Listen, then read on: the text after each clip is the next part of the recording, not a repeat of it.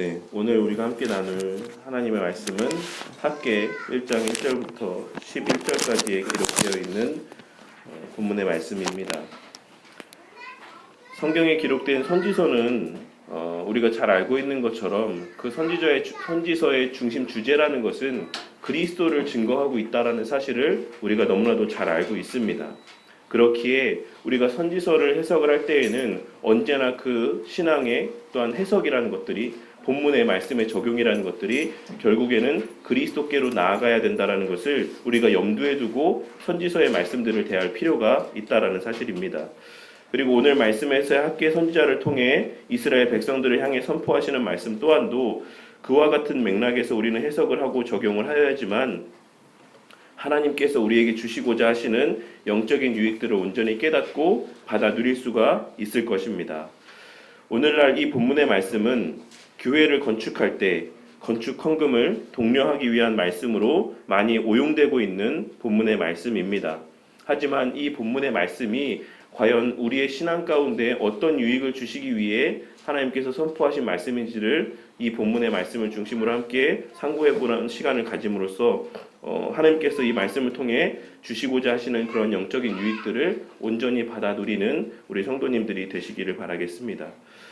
오늘 본문의 말씀을 함께 나눔에 있어서 먼저 우리는 당시 근동의 정세를 이해를 하고 염두에 두고 있어야 이 본문의 말씀의 의미들을 온전히 이해를 할 수 있을 것이다라고 생각이 됩니다.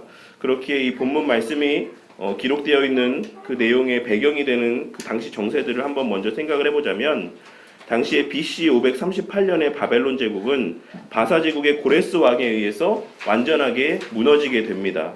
그리고 고레스 왕은 자신의 영토에 어떤 안정된 통치를 하기 위해서 자신의 그 점령한 영토들이 속히 안정을 찾고 그 나라들을 잘 다스리기 위해서 강제로 바벨론 인근으로 이주되었던 그런 모든 이주민들을 자신의 고향으로 돌아가게 만듭니다. 그것이 우리가 잘 알고 있는 BC 538년에 선포된 고레스 칙령이었습니다. 이 고레스 칙령이 반포된 이후에 1년이 지난 다음 스룹바벨의 인도하에 약 5만여 명의 이스라엘 백성들이 예루살렘으로 다시 돌아가게 됩니다. 아마 학개 선지자도 이때 같이 돌아왔을 것이다라고 추정을 하고 있습니다. 이것이 바로 1차 포로 귀환이라고 할 수가 있습니다. 그리고 2차 포로 귀환은 1차 포로 귀환 후에 약 80년 후에 학사 에스라의 주도에 의해서 약 1775명이 예루살렘으로 다시 돌아오게 되고 3차 포로 귀환은 2차 포로 귀환이 있은 이후 14년이 지난 후에 느헤미야의 주도로 진행이 되었고 이 3차 포로 귀환 때 얼마만큼의 수가 돌아왔는지는 우리가 명확하게 알 수는 없습니다. 어쨌든 이렇게 1차, 2차, 3차의 과정을 통해서 이스라엘 백성들이 다시 예루살렘으로 돌아오게 되었다라는 것입니다. 이스라엘 백성들은 1차 포로 귀환 후에 1년 동안의 준비 과정을 거쳐서 1년이 지난 해에 에스라 3장 8절에서 13절에 기록된 말씀에서와 같이 기쁘고 성대하게 성전을 재건을 하게 됩니다. 하지만 그곳에 먼저 자리를 잡고 있었던 북이스라엘의 백성들과 사마리아인들이 그 성전을 재건하는 일들을 방해를 하게 됩니다. 그리고 더해서 고레스 왕에 이어서 뒤를 이은 왕이 이스라엘 백성들의 이 성전 재건에 대해서 우호적인 반응을 나타내 보이지 않았습니다. 왜냐하면 그 뒤를 이어서 왕위에 오른 왕은 이스라엘 백성들을 좋아하지 않았기 때문입니다. 그래서 고레스 왕을 통해서 약속했던 지원들도 원활하게 해주지 않았고 그들의 어떤 치안도, 그들의 안전도 그 뒤에 이은 왕은 보장해주지 않았다라는 것입니다. 그것도 모자라서 에스라 4장 7절에서 24절에 기록된 말씀을 보시면 방백 르흠과 서기관 심세가 그 왕에게 고소를 하게 됩니다.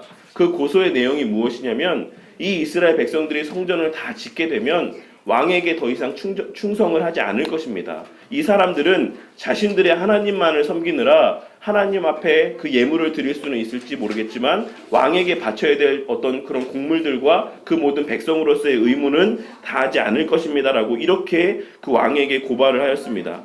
그러자 왕은 결국 조서를 내려서 아예 성전 건축을 하지 못하게 만드는 그런 상황이 벌어지고 마는 것입니다. 그렇게 여러 상황들로 인해서 중단된 성전 건축은 결국 다리오 왕이 왕위에 오른 뒤에서야 다시 진행될 수 있는 여건들이 갖추어지게 됩니다.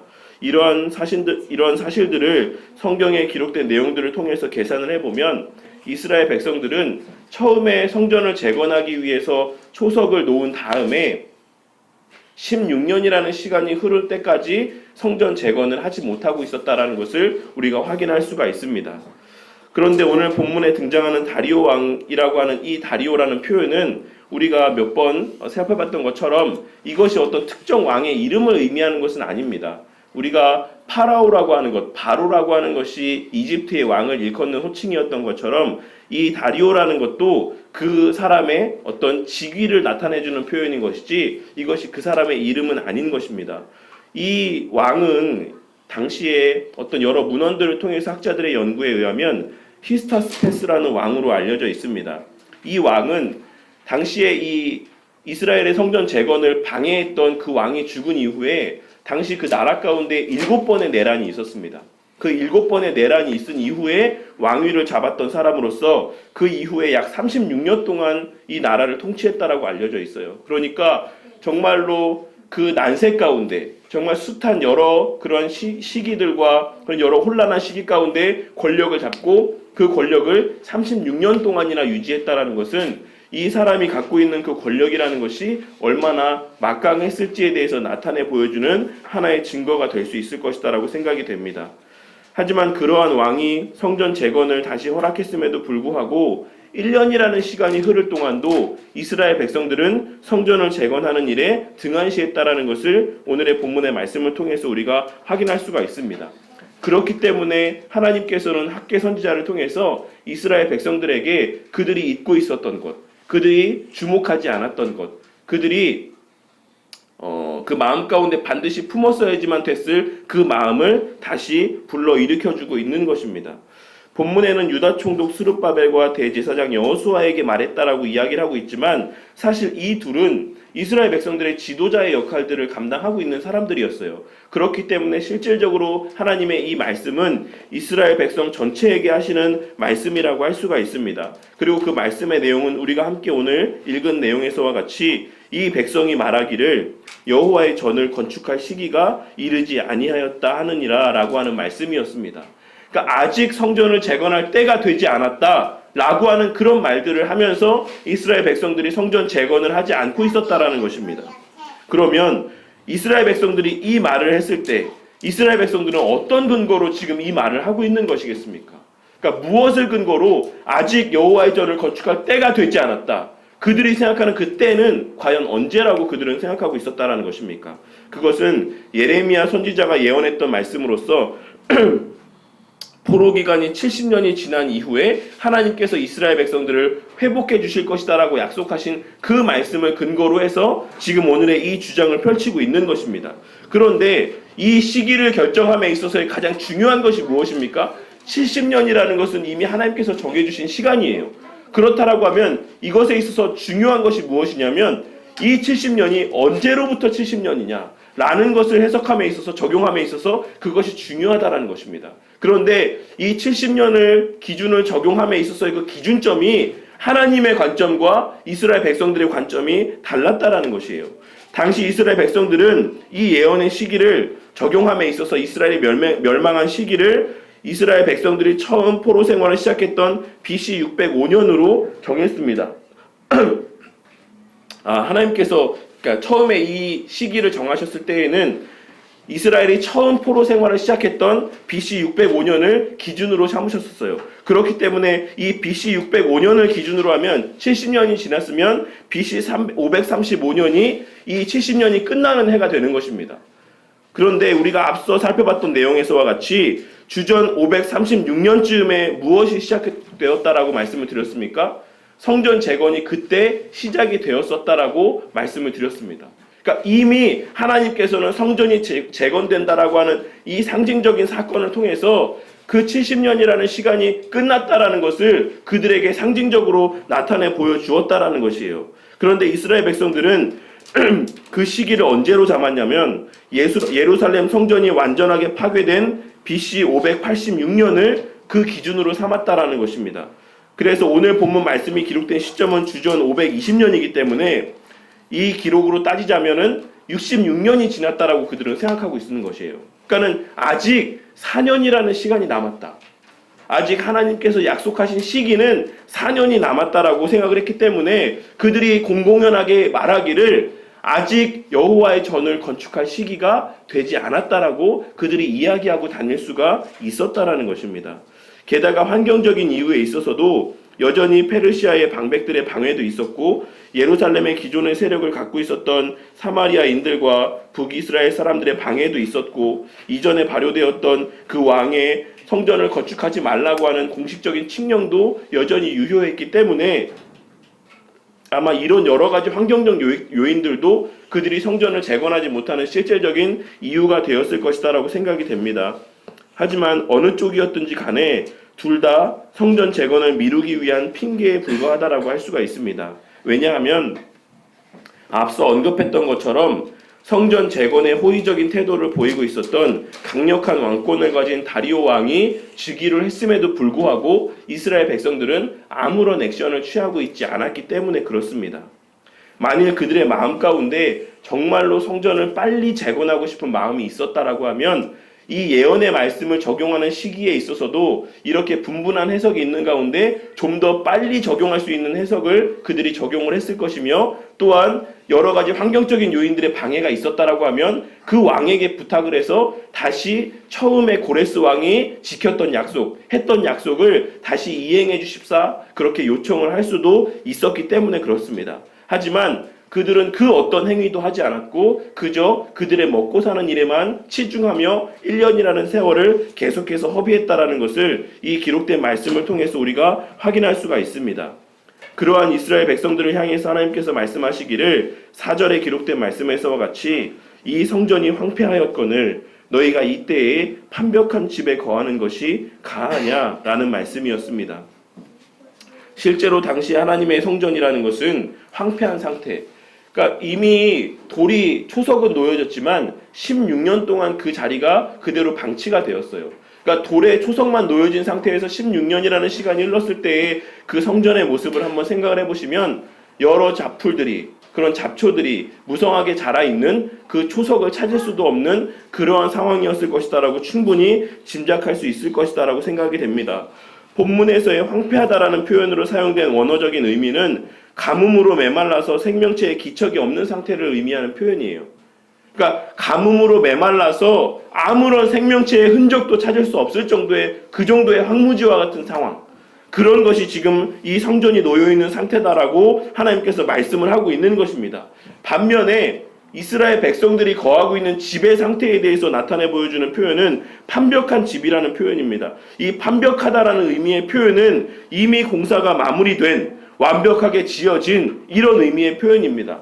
혹자들은 일부의 사람들은 이것이 호화스럽게 치장된 집을 의미하는 표현이다라고 해석을 하시는 분들도 있는데 사실 그건 맞지가 않아요. 왜냐하면 이제 포로 생활에서 귀환을 해서 그렇게 그 터전을 다시 재건하기 위해 사는데도 힘든 사람들이 어떻게 화려하게 치장된 집을 지어서 살 수가 있었겠습니까?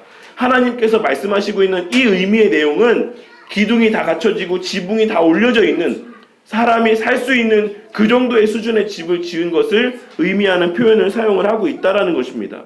그러니까 너희들은 이미 지붕도 올려져 있고 너희들이 비도 피하고 여러 가지 그렇게 안락하게 살아갈 수 있는 그런 완벽한 집을 지어놓고 살고 있으면서 여전히 나의 거할 저는 왜 파괴된 상태로 그렇게 지붕도 없고 기둥도 세워지지 않은 상태로 그대로 내버려 두고 있느냐라고 질책을 하고 있으신 것입니다. 그리고 이어서 말씀하시기를 그러므로 너희는 자기의 행위를 살필지니라 라고 말씀을 하고 있으십니다. 여기에 해당되는 원어의 뜻은 너희의 길들에 너희 마음을 두어 보아라 라는 뜻이에요. 네 길에 너의 삶의 걸음 가운데 너의 마음을 한번 두어 보아라. 이게 무슨 의미입니까? 너희들이 지나온 삶의 걸음들을 한번 찬찬히 생각을 해보라는 것이에요. 너의 마음의 중심이 어디에 있었는지에 대해서 한번 생각해 보라는 것입니다. 스스로에게 한번 질문을 해봐라 라고 하나님께서 말씀을 하고 있는 것입니다. 이 말씀은 어떤 신학적인 지식을 요하는 그러한 말씀이 아닌 그저 일반적인 상식적인 수준에서 우리가 해석을 하고 적용할 수 있는 말씀을 지금 하나님께서 하고 계신 것이에요. 다만 이 말씀은 두 가지의 의미로 해석을 할 수가 있을 것입니다. 첫째로는 지금까지 네가 먹고 마시고 지금의 상황에 이르기까지 누가 그 걸음을 인도했는지에 대해서 한번 생각을 해보라는 말씀입니다. 너가 어떻게 지금까지 살아올 수가 있었느냐? 너가 어떻게 지금 예루살렘으로 돌아와서 살 수가 있었느냐? 너가 어떻게 지금 집을 짓고 살아갈 수가 있게 되었느냐? 누가 그것을 해주었느냐? 그것을 한번 생각해 보라는 말씀이고, 또 하나는 그럼에도 불구하고 지금 네가 하나님의 성전을 재건하는 일은 미뤄두고 그저 그 집에 거하며 육적인 평안함만을 추구하며 먹고 사는 문제에만 매여서 살아가고 있는 그 삶의 모습을 한번 돌아봐라 라고 말씀을 하고 있는, 묻고 있는 말씀의 의미인 것입니다. 그리고 이어서 그들이 여호와의 전을 등한시하고 자신의 삶에만 몰두하며 살아온 결과에 대해서 말씀하시기를 6절에 기록된 말씀에서와 같이 너희가 많이 뿌릴지라도 수확이 적으며 먹을지라도 배부르지 못하며 마실지라도 흡족하지 못하며 입어도 따뜻하지 못하며 일꾼이 삭슬 받아도 그것을 구멍 뚫어진 전대에 넣음이 되느니라 라고 말씀을 하고 계신 것입니다.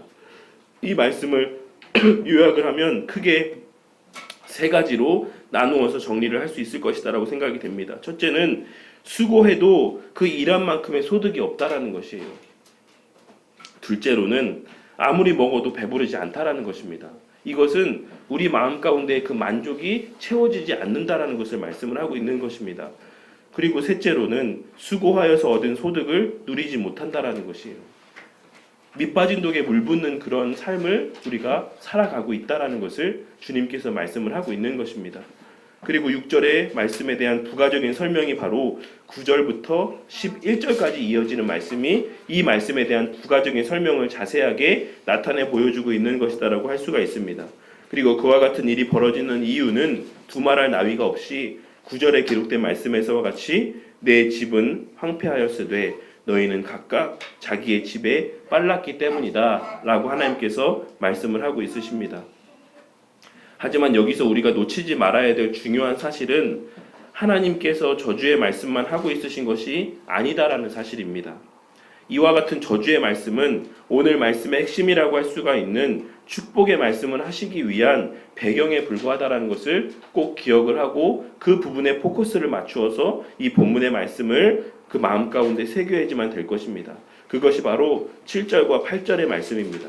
하나님께서는 7절에서 5절에 기록된 말씀을 다시 반복하신 이후에 8절에서 정작 하나님께서 이스라엘 백성에게 하고자 하시는 말씀을 선포하고 계시는 것을 알 수가 있습니다. 그것은 바로 너희는 산에 올라가서 나무를 가져다가 성전을 건축하라.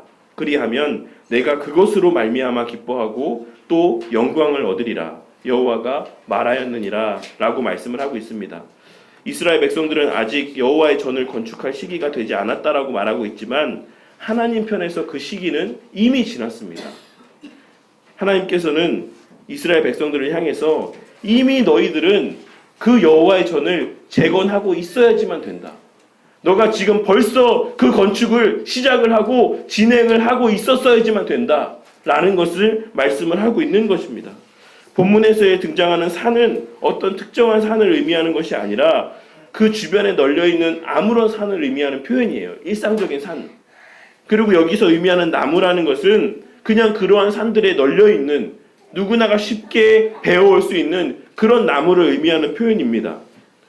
솔로몬 당시에 예루살렘 성전에 쓰인 나무는 우리가 잘 알고 있는 것처럼 레바논의 백향목이었어요.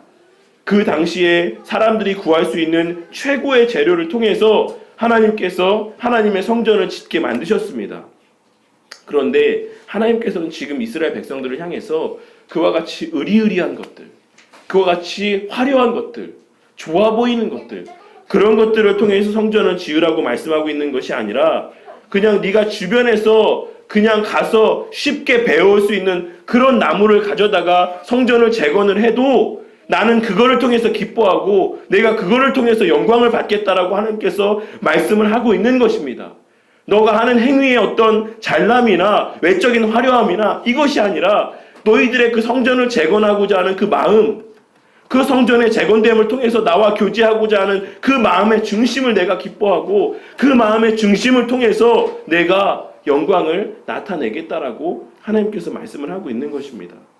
물론 당시 이스라엘 백성들의 머리 가운데는 솔로몬이 건축했던 성전의 그런 모습들이 그 마음 가운데 남아 있었을 것이다라고 생각이 됩니다. 어떤 이들은 그날을 추억하면서 그것을 회자하는 이야기들을 나누면서 지내는 사람들도 있었을 것이다라고 생각이 됩니다. 그와 동시에 지금의 우리의 처해 있는 그 환경들이 너무나도 초라함에 대해서 낙심하는 성도들도 사람들도 있었을 것이다라고 생각이 됩니다. 아마도 그러한 마음들 때문에라도 아직은 우리가 성전을 건축할 때가 되지 않았다.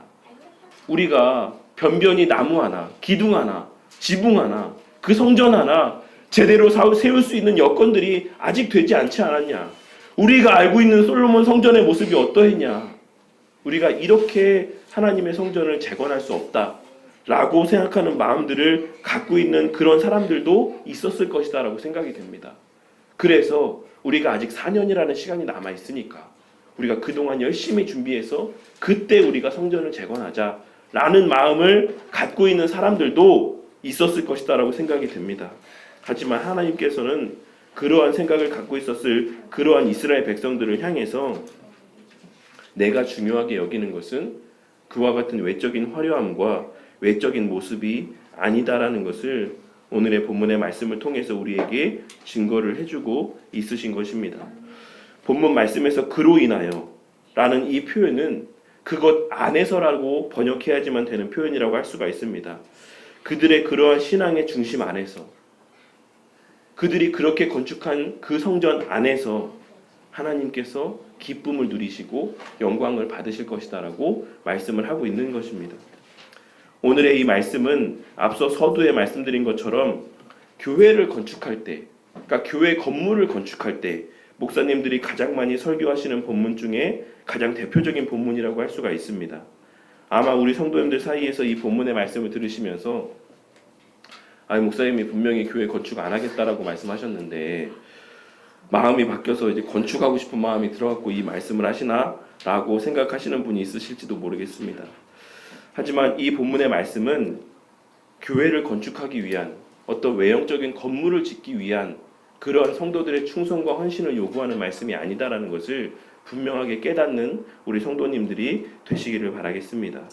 만약에 우리 가운데 그렇게 생각하시는 분들이 있다라고 하면 그분들은 여전히 오늘날에도 이 교회가 성전의 역할을 감당하고 있다라고 착각하고 있는 것이며 우리는 천주교에서와 같이 예배가 아닌 제사를 드리고 있다라고 은연중에 생각하고 있는 그러한 마음을 품고 있다라는 사실을 품고 있는 것이다라는 사실을 깨달으시기를 바라겠습니다. 오늘의 이 본문의 말씀은 교회의 외형적인 건물을 짓기 위해서 적용할 수 있는 본문의 말씀이 아닌 것입니다. 우리가 고린도전서 3장 9절 말씀해 보시면 우리는 하나님의 동역자들이요 너희는 하나님의 밭이요 하나님의 집이니라 라고 사도 바울이 이야기하고 있는 것을 알 수가 있습니다. 그리고 이어지는 16절과 17절 말씀에 너희가 하나님의 성전인 것과 하나님의 성령이 너희 안에 거하시는 것을 알지 못하느뇨. 누구든지 하나님의 성전을 더럽히면 하나님이 그 사람을 멸하시리라. 하나님의 성전은 거룩하니 너희도 그러하니라 라고 말씀을 하고 있습니다.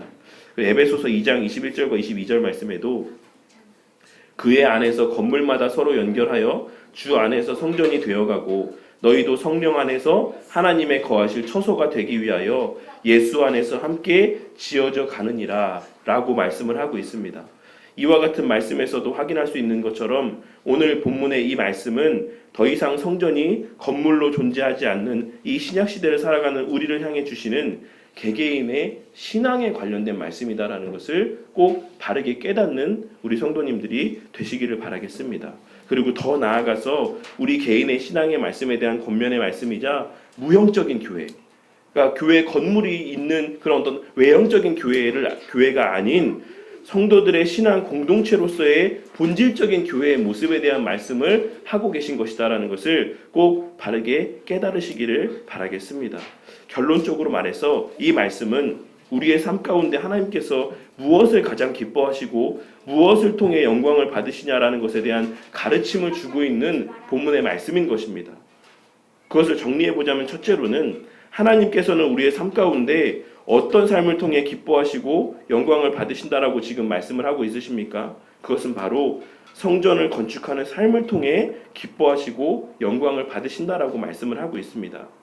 앞서 함께 읽은 말씀에서와 같이 구약의 성전이라는 것은 예수님에 대한 예표였고 예수님께서 이 땅에 오셔서 구속 역사를 완성하신 이 신약 시대의 성전이라는 것은 예수님의 몸된 이 무용적인 교회이자 성도들의 모임 공동체이자 개개인의 성도들의 신앙의 삶이라는 것을 우리가 확인할 수가 있습니다.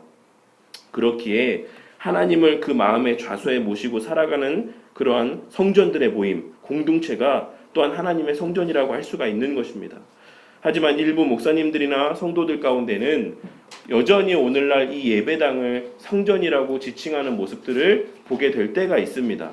물론 교회 건물이나 예배당을 귀하게 여기시는 마음에서 그렇게 표현하시는 것이다라고 그 마음의 중심을 충분히 이해할 수는 있겠지만 예수님의 사역이나 속성과 관련된 용어들을 사용함에 있어서는 우리가 지극히 조심해야 된다는 것을 꼭 기억을 하셔야지만 되겠습니다. 그래서 우리 성도님들은 절대 예배당을 성전이라는 표현으로 부르는 일은 없어야지만 될 것이다라고 생각이 됩니다. 그렇다라고 하면 오늘 본문 말씀에서 말씀하고 있는 성전을 건축하라는 이 말씀은 우리에게 어떤 의미의 말씀이라고 할 수가 있겠습니까? 그것은 앞서 사도 바울의 고백에서도 기록되어 있었던 것처럼 우리 삶에서의 영육간의 거룩하고 신실한 삶을 요구하고 있는 말씀이다라는 것을 꼭 깨달으셔야지만 되겠습니다.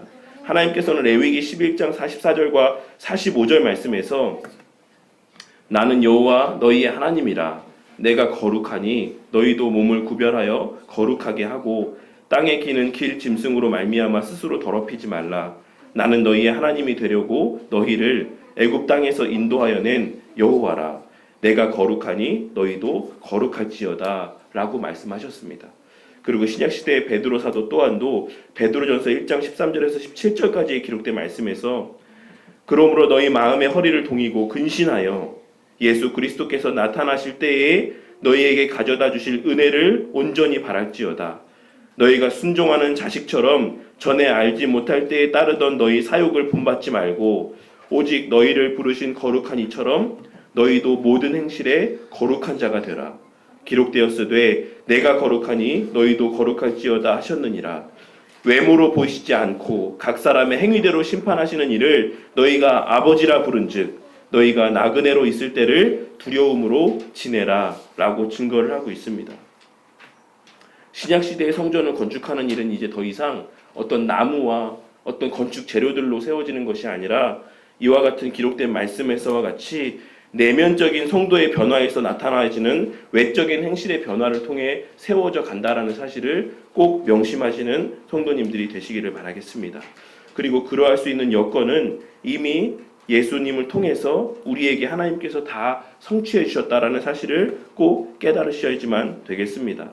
아담의 범죄로 말미암아 허물어지고 황폐되었던 그 성전을 재건할 수 있도록 하나님께서 이스라엘 백성들에게 고레스 왕을 세우시고 다리오 왕을 세우셨던 것처럼 그 고레스와 다리오의 예표가 되었던 상징이 되었던 예수 그리스도께서 우리로 하여금 성전을 재건할 수 있는 그 모든 여건들을 이미 우리에게 다 제공해 주셨다라는 사실입니다.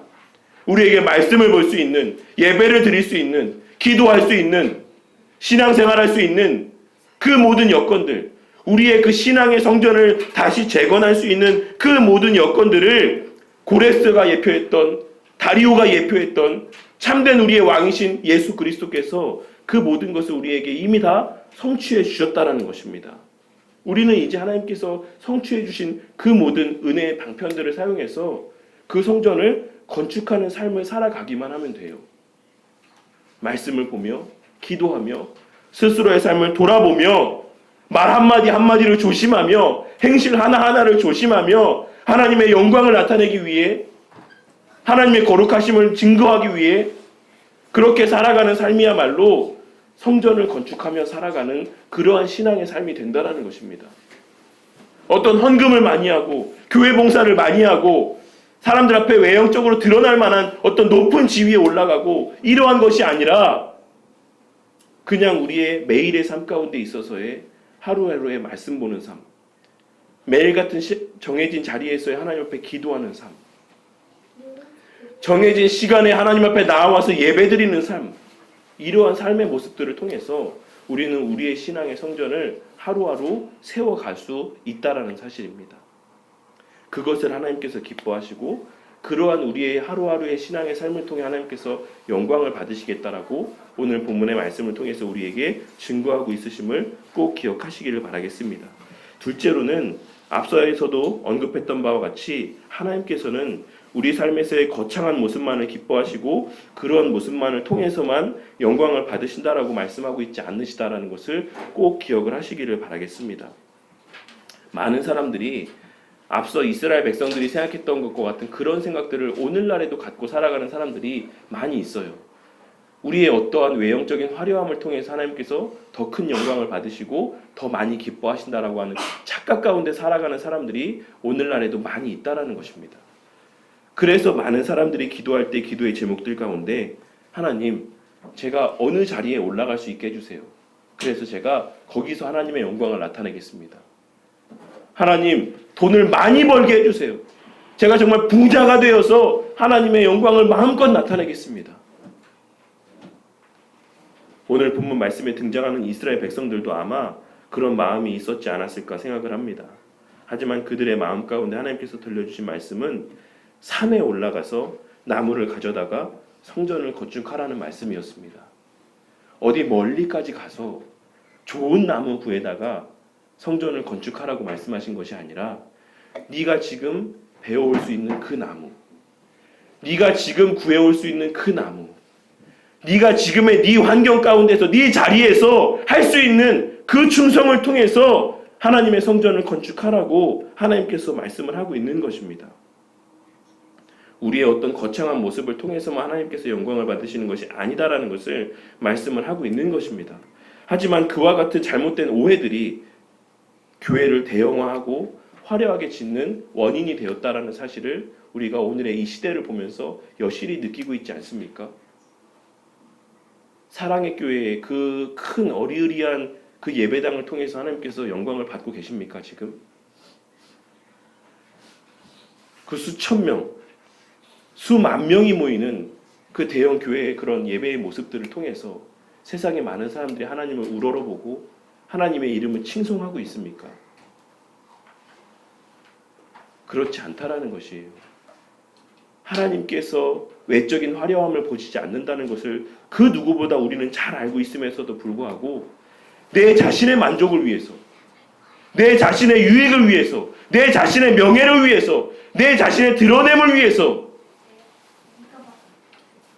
예배당을 화려하게 짓고 많은 헌금을 위해서 부자가 되길 원하고 사람들 앞에 영향력을 끼치기 위해 높은 자리에 올라가고자 하는 기도를 하나님 앞에 올려드리고 있다는 것입니다. 하나님은 그것을 원하지 않고 있으심에도 불구하고 하나님께서는 그 자리에서의 작은 헌신과 충성을 바라고 있으심에도 불구하고 내 욕심을 채우기 위해서 물질을 달라 하면서 그것을 하나님의 영광이라 치부하고 내 잘남과 내 대단함을 자랑하기 위해서 예배당을 으리으리하게 짓고 있음에도 불구하고 그것을 마치 하나님의 영광을 나타내는 것처럼 그렇게 이야기하며 살아가는 자들이 오늘날 한국 교회 안에 너무나도 많이 있다라는 것입니다. 하지만 교회는 그와 같은 성도의 몇 억씩 몇십억씩 드려지는 헌금을 통해 세워지는 것이 아니다라는 것을 오늘 말씀을 통해 다시 한번 마음에 깨닫는 성도님들이 되시기를 바라겠습니다.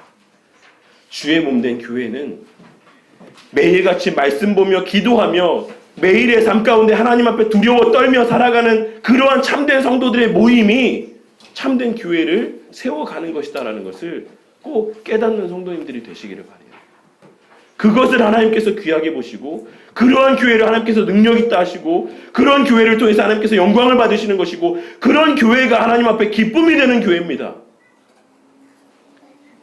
비록 골방에서 비록 보잘것없는 예배의 처소에서 예배를 드릴지라도 거기에 모인 이들의 하나하나 가운데에 정말 하나님을 두려워하고 경외하는 마음들이 있다라고 하면 그 자리에서 예배를 드릴 수 있음에 대해서 감사하는 마음들이 그들 가운데 있다라고 하면 그곳에서 드려지는 예배야말로 하나님께서 가장 기뻐하시고 가장 영광 받으시는 그런 예배가 된다라는 것을 오늘의 말씀을 통해서 우리에게 증거하고 계시다라는 것입니다.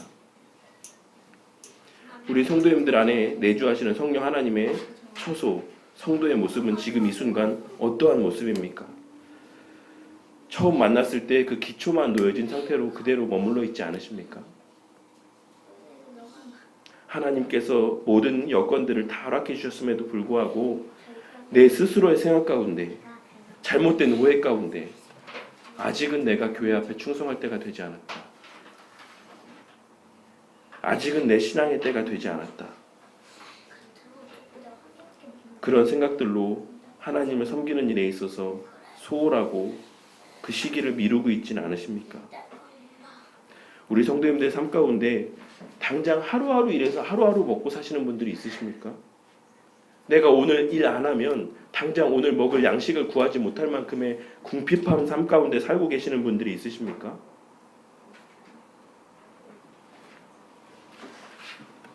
성도님들이 생각했을 때는 내가 좀 더 여건이 나아지면, 내가 좀 더 먹고 살만해지면, 내가 좀 더 자유로워지면, 내가 더 열심히 기도하고 더 말씀 많이 보고 더 교회 앞에 충성할 수 있을 것이다라고 생각하시는 성도님들이 있으실지도 모르겠습니다. 하지만 지금 내가 서 있는 이 자리에서 최선을 다해 헌신하고 충성하지 못한다라고 하면 나중에 여건이 되었을 때에도 우리는 말씀 보지 않고 기도하지 않습니다. 지금의 먹고 사는 문제들 때문에, 지금 내 앞에 산적해 있는 문제들 때문에 말씀 보는 일들 가운데 게을리하고 기도하지 않는, 내 신앙의 성전을 건축하는 일들 가운데 등한시하는 그런 삶을 사는 우리 성도님들이 되지 마시기를 바라겠습니다. 요즘 시대 가운데 바쁘게 살지 않는 사람, 열심히 살지 않는 사람을 찾아볼 수 없는 것을 우리가 너무나도 잘 알 수 있을 것이다라고 생각이 됩니다. 그렇게 열심히 사는 사람들이 다 만족하면서 살아갑니까? 그렇게 살아가는 사람들이 다 행복하다고 생각하면서 살아가십니까? 그렇지 않다라는 것, 우리가 우리 주변의 삶의 모습을 통해서 너무나도 쉽게 목격하면서 살아가고 있지 않습니까? 누구보다 열심히 살아가지만 누구보다 불행한 삶을 살아가는 것이 하나님 없이 살아가는 사람들의 삶의 모습인 것을 꼭 깨달으시기를 바라겠습니다. 세상적인 지식을 주는 책을 볼 시간은 있어도 성경 볼 시간은 없고, 영어 공부하고 자격증 공부할 시간은 있어도 말씀 공부할 시간을 찾을 수는 없는 것이 오늘날의 시대입니다. 친구들 만나서 수다 떨고 맛있는 음식 먹기 위해서 몇 시간씩 줄을 서서 맛집을 갔다 왔다, 자신의 그런 계정 가운데 자랑하는 사진들을 올릴 시간은 있어도 하나님과 독대하며 말씀 보며 교제하는 시간은 20-30분 갖기도 힘든 그런 시대를 살아가고 있는 것이 오늘날의 우리의 신앙의 현 주소다라는 사실입니다. 그런 신앙의 성전 가운데에 우리 성령 하나님께서 지금 계시고 계시다라는 것이에요. 그런 우리들을 향해서 하나님께서 내 집이 황폐하다, 여호와의 처소가 황폐하다라고 말씀하고 계시다라는 것을 꼭 깨달으시기를 바라겠습니다. 오늘날 수많은 교회가 돈 많고 세상적 지위가 높은 성도들이 모인 교회가 힘이 있고 능력 있는 교회다라고 착각하며 살아가는 이 시대 가운데서 오늘의 이 말씀을 마음에 깊이시고 내가 생각했을 때 보잘것없이 여겨지는 그 작은 헌신들이 모여서 하나님의 성전이 세워져 가는 것이고, 그렇게 개개인의 성전들이 세워져 가는 그러한 성도들의 모임이야말로 하나님께서 기뻐하시는 교회, 하나님께서 영광 받으시는 교회라는 사실을 오늘의 말씀을 통해 다시 한번 깨닫는 은혜가 있으심을 통해서 올 2020년 한 해에는 바쁘셔도 힘드셔도 말씀 보고 기도하기에 게을리하지 않는 우리 성도님들이 되심으로 우리 교회가 정말 하나님께 기쁨이 되고 하나님께 온전히 영광 돌리는 그런 바른 교회로 세워져 가게 되는 그런 복을 누리시는 우리 성도님들이 되시기를 바라겠습니다.